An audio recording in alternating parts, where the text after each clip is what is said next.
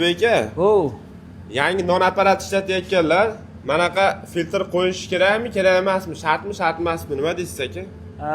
Bizni tajribamiz bo'yicha biz 24 soat ishlaymiz, to'xtamasdan ishlaydi non apparat. Peresmenka bo'lganda, smenalar almashganda to'xtaydi 1 soatga xolos. To'xtamay ishlaydi. Kompressor agar ko'chada bo'lsa, chunki kompressor juda shovqin bo'ladi, shuning uchun biz ko'chaga chiqarganmiz. Ko'cha bilan bag'da harorat har xilligini hisobiga, ko'chaning namligini hisobiga, isho biz Moskvadamiz, bag'da yong'in ko'p bo'ladi, yomg'irlar ko'p bo'ladi, shuning hisobiga namlik katta.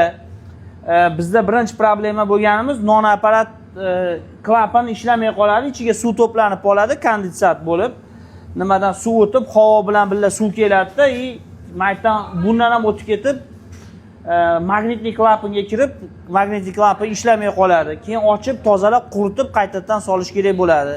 Bu narsa уже bizni qaytarilaverganidan, ko'p qaytarilaverganidan keyin internetdan o'qib, filtr olishga nima qilganmiz? Bu quritadi, havoni quritib, suvni o'zida ushlab qoladi. Ko'pincha mashta to'planib qoladi, keyin kompressor ichida to'planib qoladi. Bu yerdan biz chiqarib yuboramiz, bu yerdan ham chiqarib yuboramiz. No, bag'da уже namlik yo'q.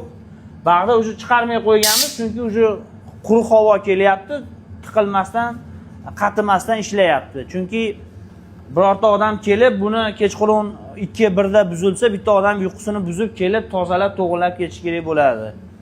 Ish to'xtab qolmasligi uchun bizni ishlab chiqarish uchun bizga qo'yiladi. Agar sizlarda ham ash problema bo'layotgan bo'lsa, tiqilib qolayotgan bo'lsa, maslahatim shu havoni quritadigan filtrdan olib qo'ysalaring, ishlaringni, uyqularingni buzmaysizlarda.